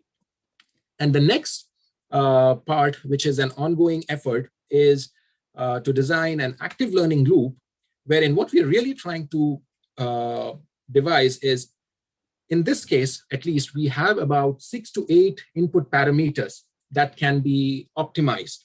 So how can we devise a loop wherein, based on the intuitions from the machine learning, we given the range of values for the 6 or 8 input features that can be experimentally validated.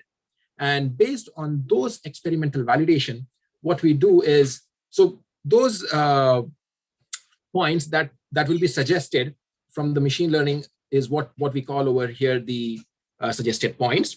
And then we are devising those optimal points in our design space. Once we have this, they will be experimentally validated, and the results will then be sent back to our existing database, which has about 527 odd points right now. And based on that, we'll further devise machine learning algorithms, as well as a Bayesian optimizer, which will help us devise further points to perform the experiments. So this is an iterative loop wherein the machine learning model tells you what are the best next points or the optimum points to carry out the experiments. We carry out the experiments, which will be validated, and the new set of experimented data gets fed to the database on which the existing machine learning models are trained. So technically, the accuracy of the machine learning model improves over a period of time, and it starts giving the optimum points at which the experiments must be carried. And so this loop continues until a saturation is reached, either in terms of experimental constraints or in terms of the saturation where the prediction doesn't improve anymore. And this is an ongoing effort. I would like to mention Dr. Yuan, who's in this presentation. So it's been a close collaboration with him and Prof. Oak. So this is an ongoing thing, and we're very excited about this kind of a relatively new topic, which is catching waves across in the field of machine learning in material sciences and in chemical science in general. So with that, I would like to thank everyone for your time and for your attention. And if there are any questions, I would be happy to answer. Thank you so much. Thank you very much for the nice presentation, Manu. Are there any questions from the audience?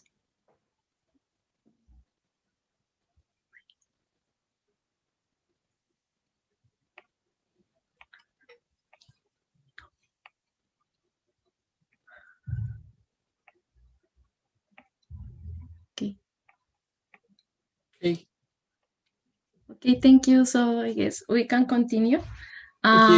For the final presenter for today's session is Lanyu Lee. She's is a research engineer and PhD candidate. The research area that is working on is sustainable energy systems, such as the design, optimizations, and life cycle assessment. And currently is focused on ways to resource eco-energy systems towards environmental sustainability, and has published some papers related to it. So please kindly share your screen. Thank you. Can you hear clearly and see the screen at the same time? We cannot see the screen now. Presentation mode. Can you see the screen? Yes, thank you. Okay, great. Perfect. Thank you. Okay. Hi, everyone. Welcome to this talk. My name is Lanyu Lee. Sorry? Please turn off the microphones during the live presentations. Thank you. Continue, please. Thanks. Hi. My name is Lanyu Lee. I'm a PhD student from the National University of Singapore. The topic of my presentation today is global potential for carbon reduction via renewable energy and negative emission technologies.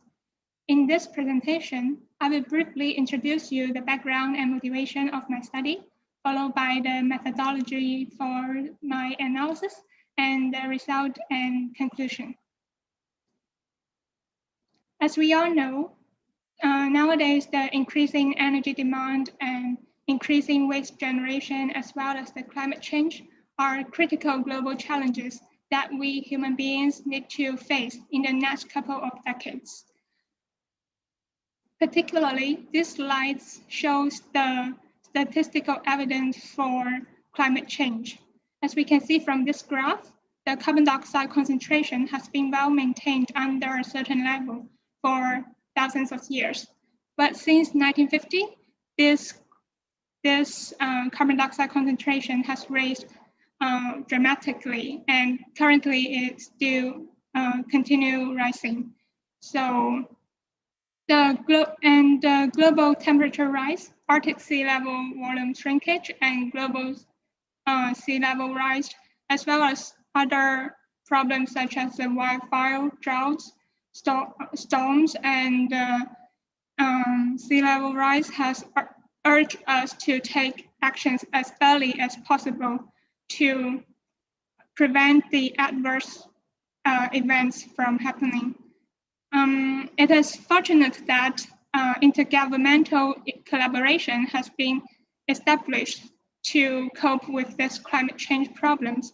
But as engineers, what we can do, maybe we can try to develop systems that can cope with the develop technologies that can help fight against the climate change. From looking at the literature, researchers has developed a large variety of technologies that do cope with the energy waste and the climate change problems, such as the renewable energy, negative emission technologies, and waste to energy technologies. By combining several renewable energy sources, including such as solar, wind, and biomass, we can form a hybrid renewable energy system. Such system can cope with the intermittency problem of some renewable sources like solar and wind, and reduce the need of battery storage and maximize the harvest of renewable resources. This part shows the waste to energy technologies. waste-to-energy technologies can convert waste into valuable products like syngas, heat, biochar, and biogas fertilizer to give us some provide us some services. And negative emission technologies are technologies that can reduce carbon dioxide from the atmosphere. As we can see, this is the traditional carbon cycle. By absorbing the carbon dioxide, the plants absorbs carbon dioxide from the atmosphere and form the biomass. After the degradation of biomass, the carbon dioxide comes back to the atmosphere again. So in the whole loop, the carbon cycle is carbon neutral. But if we can introduce the technologies like pyrolysis into the carbon cycle, we can turn part of the biomass into biochar, and the whole cycle will become carbon negative because some part of the biomass is sequestrated in this biochar. So these are the nice technologies developed by the researchers. There is also an interaction between among these technologies, but there is a lack of studying the potential of integrating hybrid renewable energy system, negative emission technologies, and waste-to-energy technologies together to cope with the waste, energy, and climate change problems simultaneously. Therefore, the goal of my study is to propose such a system that integrates the waste-to-energy technologies, renewable technologies, and as well as the negative emission technologies together to see what economic and environmental benefits could be eventually achieved by the synthetic combination. In this system, anaerobic digestion, gasification, pyrolysis, and incineration are used to treat the food waste and non-organic waste to convert them into products like biogas, syngas, bio-oil, and biochar. Here, biochar can be applied to soil amendment so that we can achieve a negative emission, reducing the carbon dioxide from the atmosphere. Besides this, the renewable energy part also harvest the solar energy and wind energy to maximize the utilization of renewable energies and reduce the need of fossil fuels. So this system could potentially achieve,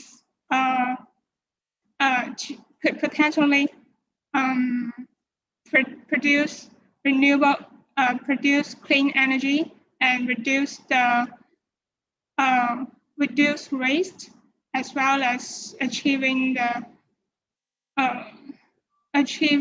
the environmental benefits such as carbon abatement. The methodology we used is to use the multi-objective optimization to determine the capacity of each technology in the system. And economic performance and the environmental performance are the key design objectives in our study. This slide further shows the mathematical modeling and optimization of the proposed in our system. And here, we modeled each of the components in the system using the model for each component, such as the PV model, the wind model, the gasification model, incineration model, and pyrolysis model. We further calculate the levelized profit and the carbon footprint for the proposed system through the mass and energy balance, and using these models. The output of the economic and environmental evaluation is used as the input for the decision support system, which is mainly based on optimization. The optimizer will determine the optimal process design and operation of the system that maximize the profits and minimize the carbon emission as a whole. And the input for the optimizations are solar radiation, temperature, wind speed, demand, and market prices. So far, we have conducted several studies using this proposed methodology, and you may refer to our previous papers for more details. Here, what I would like to highlight is that we conduct the case study for urban case and a rural case. Both results shows that the optimal hybrid renewable energy system that the optimization returns for both places have competitive economic performance compared to other existing technologies such as solar, biomass, natural gas, wind, and hydroelectric. What I would like to further highlight is that for the rural case, it is even able to achieve a negative emission with large reduction, with large carbon abatement, with only a minor economic loss. So as you can see in this graph, for the rural case, we can still make profit, and at the same time, we can achieve negative emission for the rural case. But unfortunately, although the urban case still performs quite well economically, it is not able to achieve such a exciting carbon reduction performance as the rural case. But however, the urban case still have good performance compared to the fossil fuels in terms of the reduction in carbon dioxide emission. This comparative study show us that different places may have different resource potential, and the optimal design of the hybrid renewable energy system may vary for different places as well, and this makes the final economic and environmental performance of the hybrid renewable energy system vary for different places too. So with this result, we were motivated to conduct a global study to see what is the potential of the hybrid renewable energy system with biochar production globally. And we select 20 places, 20 representative places for the global study, and the data is collected for each country. In the beginning, we conduct an analysis for the case where the economic performance is maximized, because the economic performance is the main driver for investment. This graph shows the optimal breakdown of electricity supply by technologies for different regions. It can be found that the configuration of hybrid renewable energy system with biochar production is feasible in 17 countries out of 20. But Argentina, Mozambique, and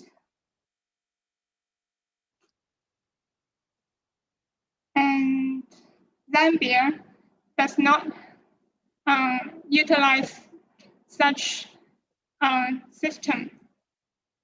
The main reason for this is that the cost of capital for the system in the three countries are too high, and it is due to the high investment risk.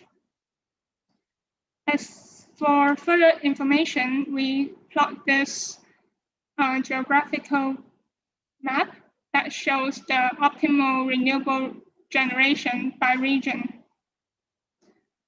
We can see that solar, wind, incineration, and AD are the most selected technologies when the economic performance is maximized as the objective function. We can see that for solar, China, US, and Spain are the top countries with most solar installation. And for wind, Australia, Canada, and South Africa are the countries that favor the wind utilization. And for biomass, India, China, and Brazil are the top countries that has the highest potential for incineration. And for anaerobic digestion, the US, Mexico, and Brazil are the top countries that have the highest AD potential. This graph shows that various places have different sources, and we can see a nice distribution of different technologies in different countries. Besides maximizing the economic performance, we also investigate the case where the greenhouse gas emission is minimized as the objective function for the optimization. This graph shows the greenhouse gas emission of the proposed system, and we conducted two cases. One is the case where the net present value is maximized, and the other case is where the greenhouse gas emission is minimized. The maximizing net present value case is shown by the blue bar, and the case where the greenhouse gas emission is minimized is shown by the orange bar. We can see that when we maximize the net present value, the carbon emission from this system is still positive. And when we minimize the greenhouse gas emission as the objective function, it is able to achieve negative emission in most of the countries. However, this change from a positive emission to a negative emission may lead to a large decrease in the profitability of the system. So this graph shows the economic performance of these two extreme cases. It shows the net present value of the system for different countries. And we can see that for the case where the net present value is maximized, we can have a positive profit for most of the country. And but if we try to minimize the greenhouse gas emission as the objective function for those countries, it caused a large economic burden. So we need to consider carefully about the trade-off between the economic and environmental objectives. Therefore, we introduce another objective, which is a weighted objective function of both the economic and environmental performance of the system. We can see that this orange bar, for a balanced objective function, we can still achieve a positive profit, and at the same time, we may be able to achieve, we are able to reduce the carbon dioxide emission or even achieve a negative emission. For example, in Brazil and India, it is possible to achieve negative emission without too much change in the profitability of the project. Therefore, in this presentation, we have demonstrated that there is a geographical diversification of renewable resources, and the optimal system design varies for different places. And both profitability and negative emissions are feasible in most of the countries. For example, among the 20 countries analyzed, 17 were decided to be the profitable locations for the proposed system, and 16 out of the 20 are possible regions that could achieve the negative emission. However, the trade-off between the economic and environmental performance should be carefully considered. And this also depends on the determination of the decision makers to achieve the environmental or carbon abatement goals. Okay, this is the end of my presentation, and this research is supported by the National Research Foundation. Thanks for your listening. Thank you for the great presentation, Lanio. Are there any questions from the audience? Or in general for the speakers, are there any questions? Okay, so we can conclude for today's event.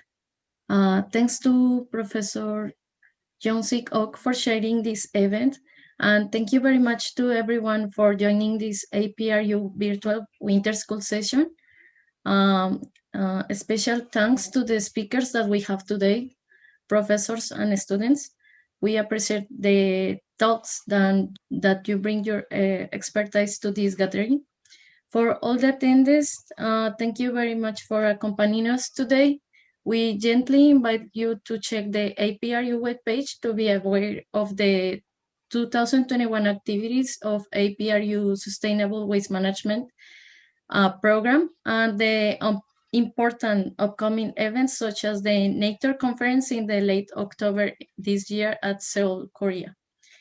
Have a good afternoon or day depending on... Sorry, Bibi. Yes, Professor.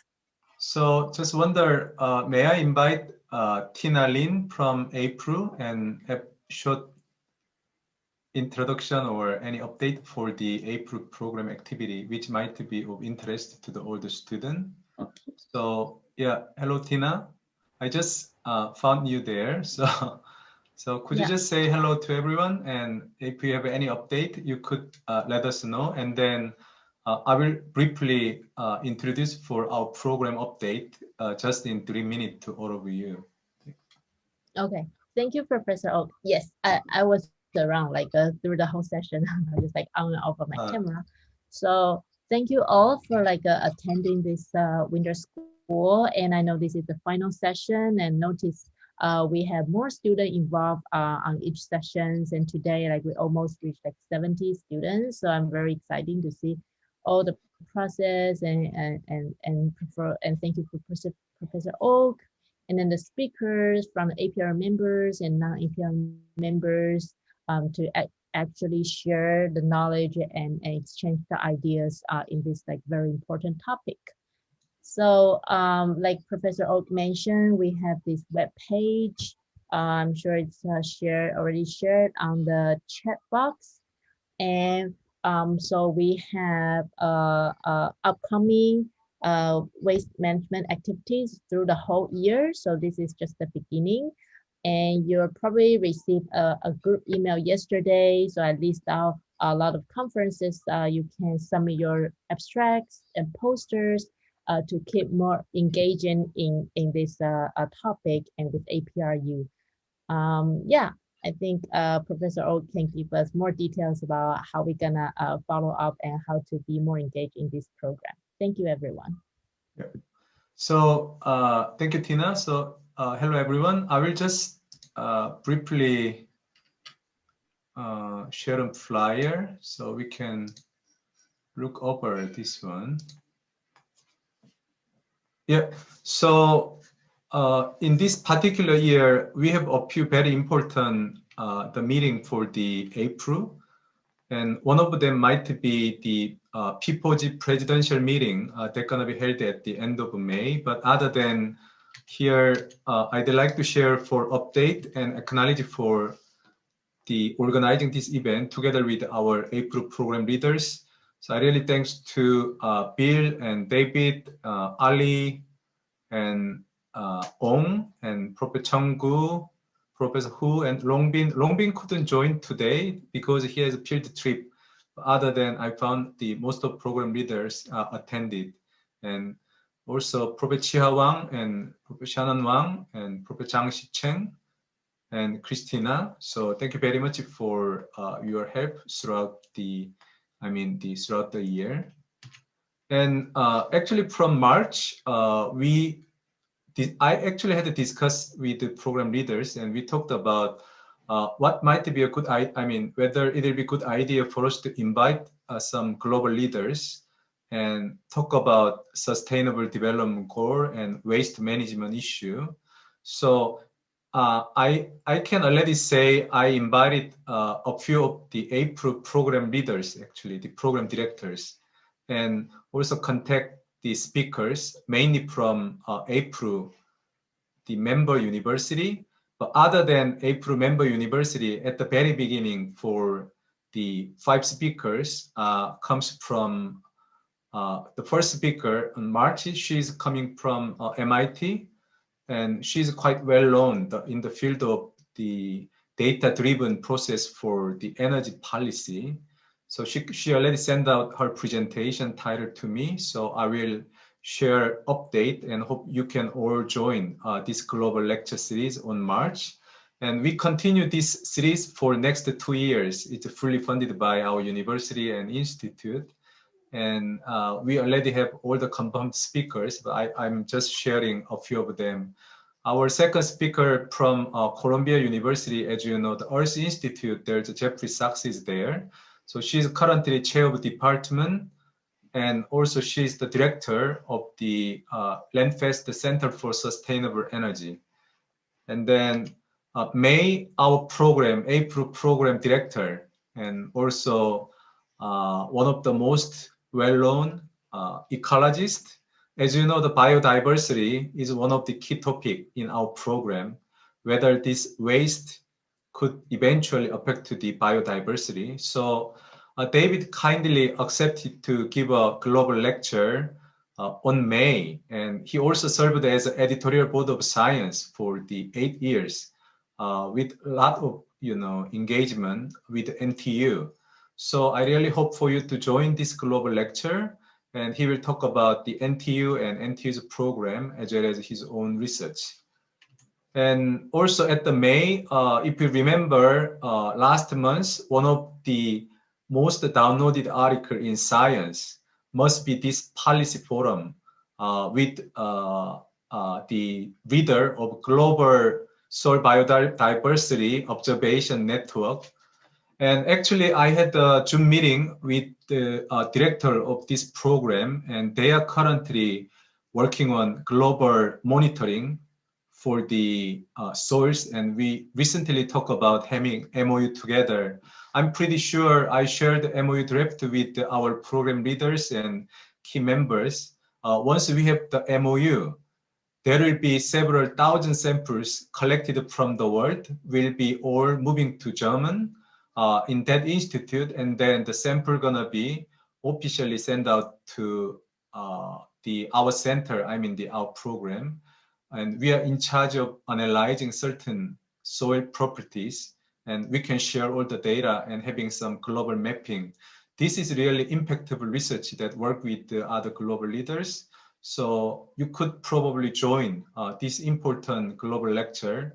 We can talk about more engagement with the Global Institute, And then also today we talked about actually for the lot of speakers about the biochar, but if you remember this topic is, I think Professor Johannes Lehmann at the Cornell University is the most well-known scientist, and he's also one of the main authors of the IPCC Appendix 4, that's for carbon reduction with the biochar.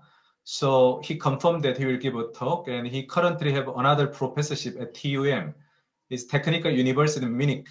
So he'll give a talk. And we have following really top speakers coming from our APRU program. I also talked with the University of Queensland, and one of the center director and our program leader also give a very good talk about sustainable mine waste management.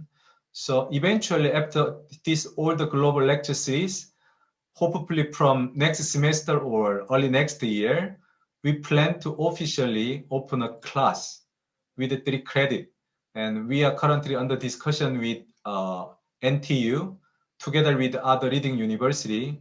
Once it's approved, we will officially launch a class focusing on the environmental aspect of all the waste related issues. And I will update to you more detail in the future. Also, the editor-in-chief of Applied Energy, Professor Yan, accepted the invitation. So he's at the KTH at the Sweden. So he'll be the speaker for the July. In this way, we have more than 15 more speakers. I couldn't put them all here, but you can imagine all the other speakers are on very high quality speakers. So it will be definitely fully free to all of you, and it's fully funded by my university. So we have speakers from those institutes together with our APRU member universities. So I really hope you join this global lecture series. It's only for 1 per month. And we also invited the major global companies, CEO and CTO as well. And then just for your information, from January to February, we got this winter school for 3 times, and it's connected with a YouTube channel at the APRU. So if you just visit APRU YouTube, you can all the time watch the video. And if you have any question, you can leave your question or comment through our platform. And then our speaker can reply to your question. And more importantly, I had some of the interns during this winter. We had many activity in the lab, and hopefully in the summer or winter, next winter, we can meet all together, having more field scale demonstration for what we are doing.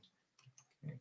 And also we have another important event organized by AICHE and with the National University of Singapore, led by Professor Chiha Wang, with the E2S2. So we have the 3rd time Sustainable Waste Management conference will be held fully virtual. So I hope for you to enjoy. This is based on the MOU in between APRU and our program. We also supposed to host 3rd Engineering Sustainable Development Conference at the end of the year or early next year, but we plan to make it for in-person meeting rather than virtual if possible. And again, it's the end, but one of the most important events for sustainable waste management, together with chief editor of Nature Sustainability, Nature Electronics, Nature Nanotechnology, we host Nature Conference on Waste Management and Valorization. This is very first in the world on this topic. And if the first conference is very successful, we can propose, make it as a series conference together with Nature. So it's currently, we are accepting abstract and registration already started. So I hope you visit the website. We are excited to have really top speakers. Yesterday, we got 2 more speakers from MIT, the most well-known, the female professors, and they accepted our invitation. Information will be updated on the website. We also have a speaker from our APRU program leaders. For instance, Professor Shannon Wang is one of the main speaker of this event. She's going to talk about the machine learning and waste management issue. So I really hope for you to join this important event. And thank you very much for attending this meeting. We had 3 times, got at least 50 to 80 participants. So it's a total over 200. And though our students are mainly watching the videos through the YouTube channel rather than joining this Zoom, and I really hope you have fruitful time, and I hope to see you soon, at least in October in person, hopefully. And thank you very much. So, Bibi? Yes, Professor. Yeah, so can you give a concluding remarks and we can close for this winter school? Thank you very much. Yes, thank you very much to everyone for joining today. We hope you learned interesting things today, and we appreciate that you leave your valuable comments on the APRU YouTube channel and visit the webpage as well. Have a good afternoon or day depending on where you are now. See you next time. Thank you very much. Thank you. Bye-bye. Thank you. Bye-bye. Bye. Bye.